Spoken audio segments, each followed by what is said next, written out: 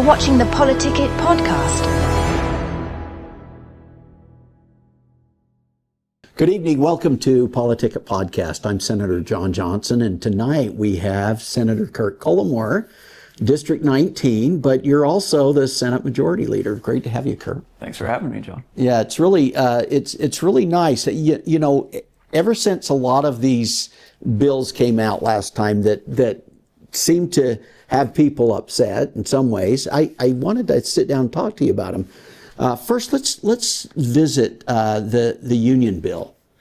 Can you give our viewers just a little bit of insight behind that, and you know how you feel about that right now?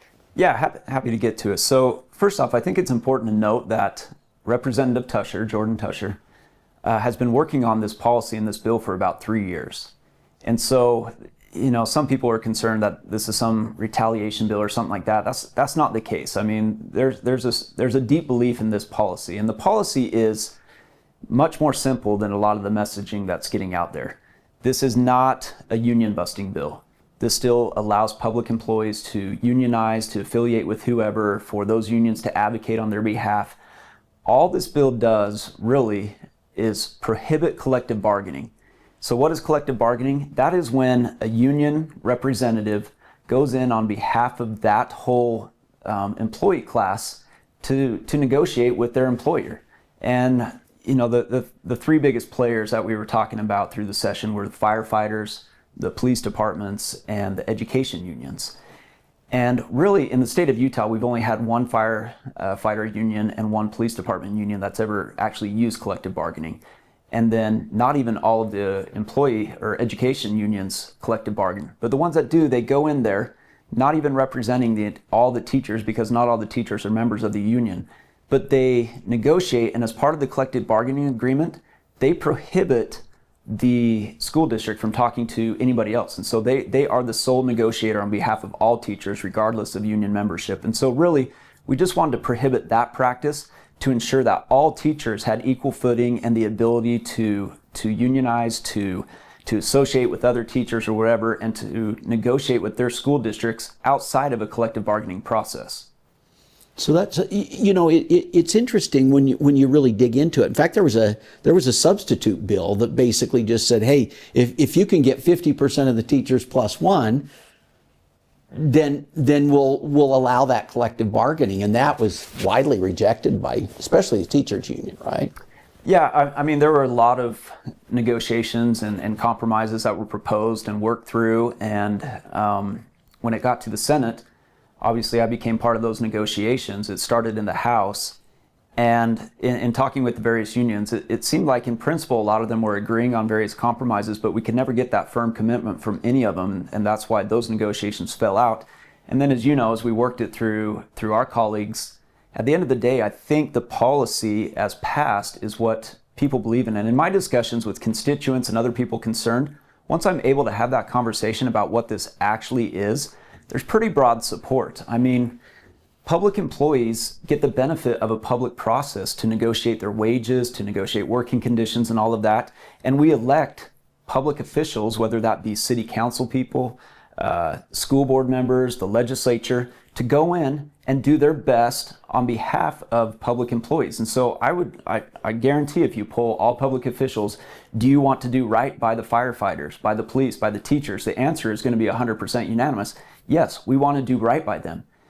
But the key is that we have to balance that with all other policy that's in front of us, all other budgets. The city council has to consider everything. And so if you negotiate wages in a backroom deal with union bosses and it throws everything out of whack, now you have to make public policy decisions that are not all transparent, not all in the public. And you're going to have to either make cuts somewhere else that are important, or you're going to have to raise taxes because the public didn't have that say in that backroom deal. Well, and you know, we represent the public too, right? I mean, we represent taxpayers. Absolutely. I mean, you know, it seems like the teachers were super motivated on this bill and have helped gather the signatures for the referendum. But I still believe that most of Utah will believe that we have elected people that are going to do right by the teachers and do right by parents and students. I mean, that's really what this comes down to, is the union in these collective bargaining negotiations is looking out for the union and the bosses, and not holistically education policy, across the board. But in the legislature, we have parents, we have grandparents. On the school board, we have parents and moms who are super involved in their kids' education and in their schools that want to do the best for that. And when you take all these negotiations out of the public process, I just don't think that's right. And even if you look at thought leaders in the early 1900s, when collective bargaining and unions were really a necessary thing in the private sector, you have a couple things. One is collective bargaining was always subject to market forces. If the unions pushed too hard to where a business was no longer viable, then they pushed too hard, right? And now you just don't have jobs. And so so there was that tension, right? Yes. Because the business couldn't push too much or they'd go out of, right? They couldn't push too much or they'd lose the workers, right? But the workers couldn't push too much or the business would go out of business, right? Correct. Yeah, and none of those market forces are at play when you're talking about public employees. And like I said, these early thought leaders recognized that. Even FDR, who was clearly a proponent of labor unions, always said that collective bargaining in the public employee space should not be a thing, right? You're negotiating against the taxpayer without the taxpayer having any input, either directly or through their public officials. Yeah, and where you have a business has to be responsive to the shareholders of the business, right? Exactly. They're an important constituent within that process. But when you're talking about superintendents versus teachers, of course, they all want to improve education. They want to get along, right? But there's not that other influence in there pushing the superintendent to have that, have the taxpayers at the top of their mind, right? Yeah, that's exactly right. And so we just wanted to bring transparency back to the process, trust the people that are elected to do these things, and trust that they'll do it right. Also, it takes a lot of the politics, believe it or not, out of this process, right? I mean, when we look at so much of what we do in the legislature, it's particularly in the education space, it's being responsive to parents. Like I said, a lot of the legislatures are either parents of kids in the education system, grandparents of kids in the education system, or we're listening to constituents that have concerns. I mean, every year, it seems like since I've been in the legislature, we're running these various culture war bills in education because these things are not being addressed as parents would like to see them in the schools. And why is it? All these issues that we're dealing with, whether it's men and women's sports or, pushing social agendas in the classroom and CRT and stuff like that, who do you think's pushing those agendas? And who do you think doesn't want those? Who doesn't want those is the parents who are contacting you and me and all the other legislatures asking us to please do something about this. They feel like people aren't listening to them, so they come to the legislature. And that's the public process. That's the way it should be done. One of the things I've noticed, Kurt, is that, since I've been in there, I think that's been 5 years now, right? I just finished my 5th session.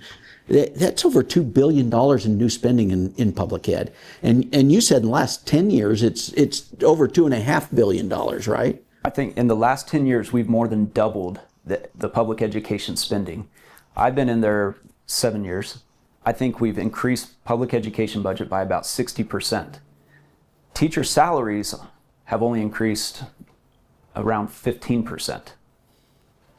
So what's happening? They have collective bargaining right now, and yet it doesn't seem like water's getting to the end of the road. Water's not getting to the classroom. And in fact, the last raise we gave directly to teachers because we felt like what we were trying to do in increasing their salaries was not being done. That's exactly right. In fact, of the raise that the teachers have gotten the past 6-7 years, about 2/3 of that is from the legislature directly appropriating it to teacher salaries around the public education process because we want to make sure that it got to the teachers and weren't confident that if we just increased public education in general, that would actually get there. And guess who fought that every step of the way? The unions. Yeah. Well, it seems to me that the unions really, rather than working together with legislators, it seems like there's always this adversarial relationship. How do we explain that? That's a very good question. I don't know why that's the case. I mean, I think that The UEA, for example, to justify their value and to get memberships has to create a boogeyman. And for whatever reason, they've decided that the legislature's got to be the boogeyman, even though we're sitting there trying to represent parents, represent teachers, represent students. Why?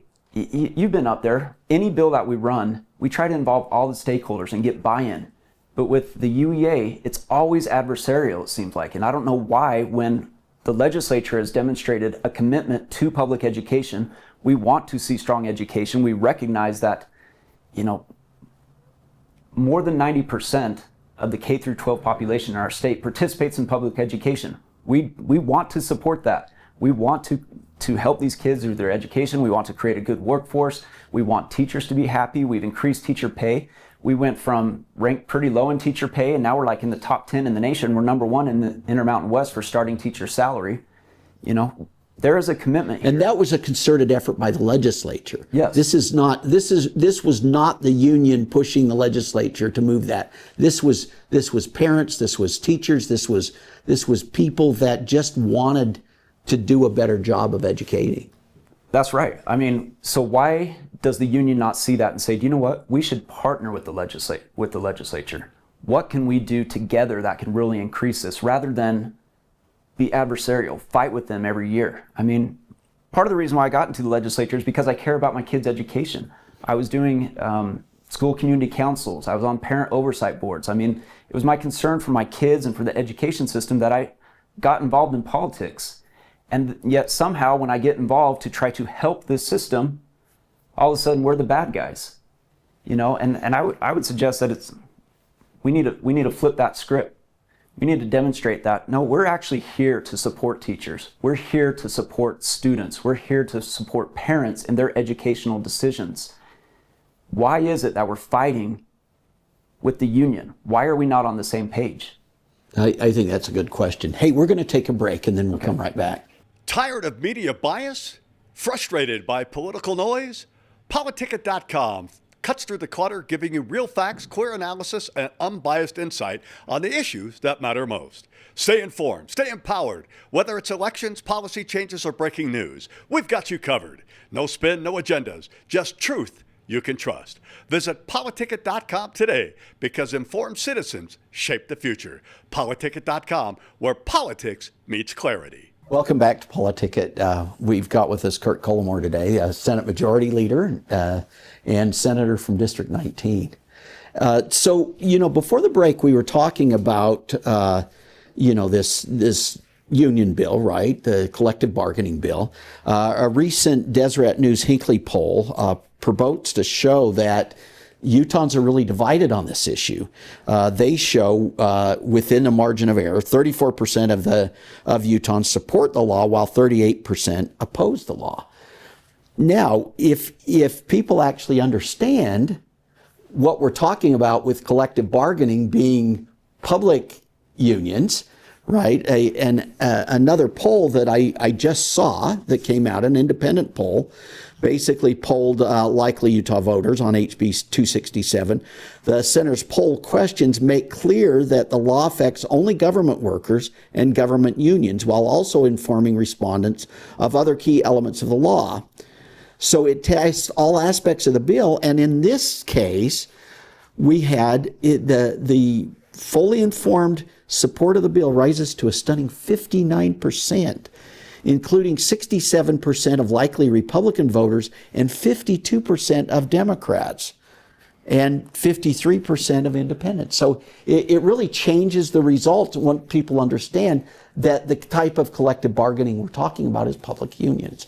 Yeah, I think that just highlights the disconnect between messaging sometimes. The legislature isn't always great at messaging what we're doing, and these bills go through a process, right? And a lot of stakeholders are involved with that process, and so things get amended and changed along the way. But when you message these things, like a lot of the signature gatherers, I talked to some of them, of course they didn't know who I was, but their messaging was totally off base, totally off point, saying protect our Utah workers, give them back their rights. Well, what does that mean, and who's not going to sign that?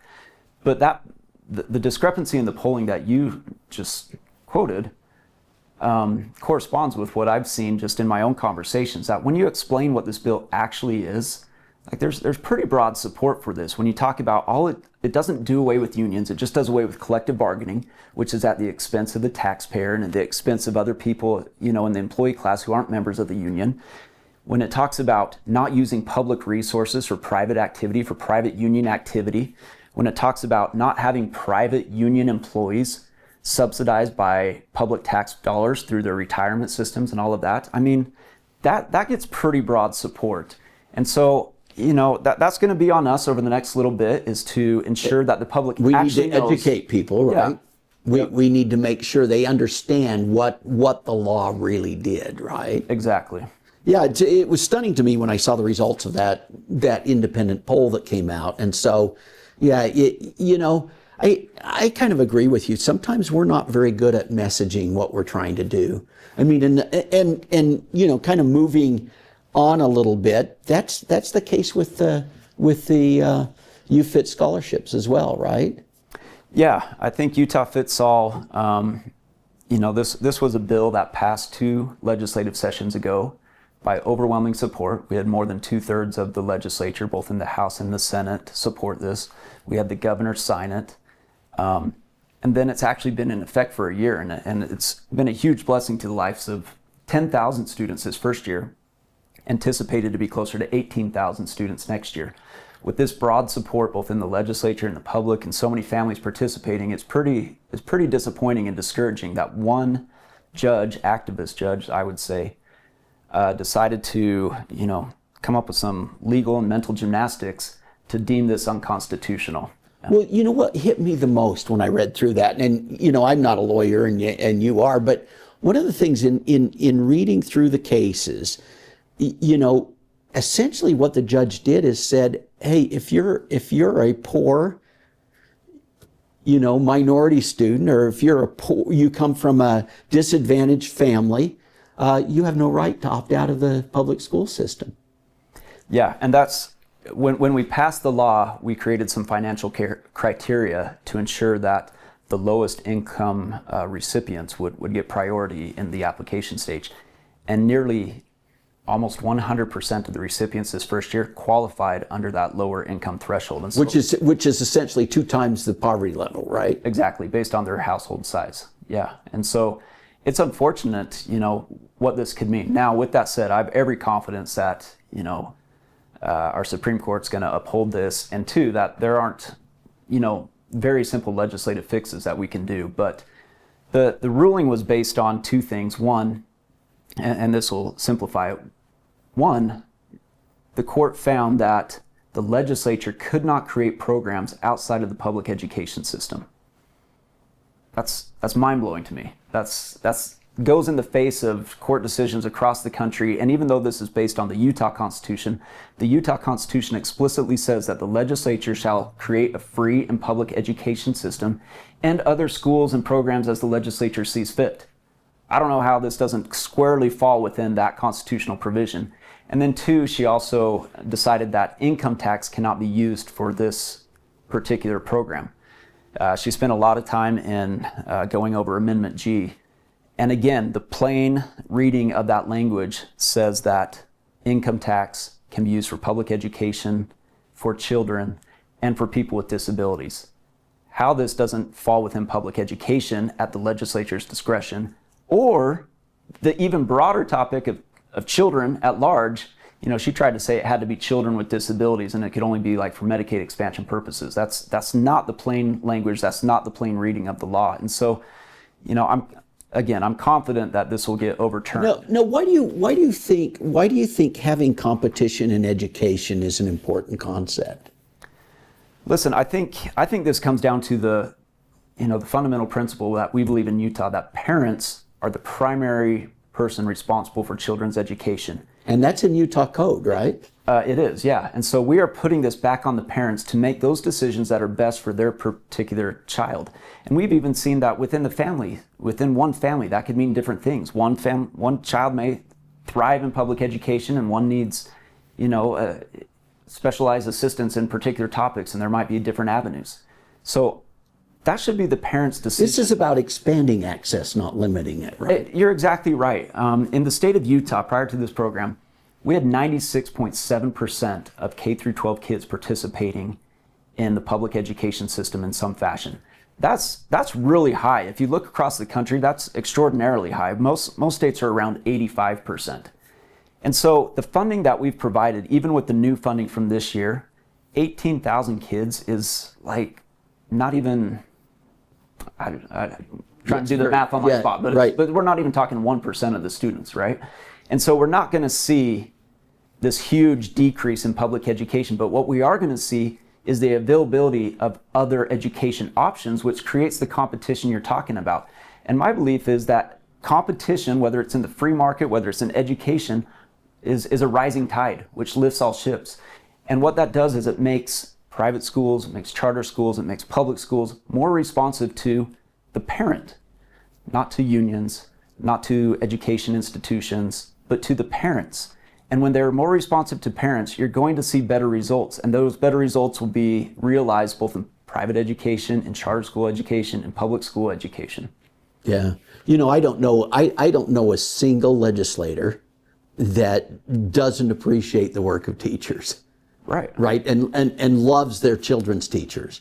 Right. And I just don't see that happening.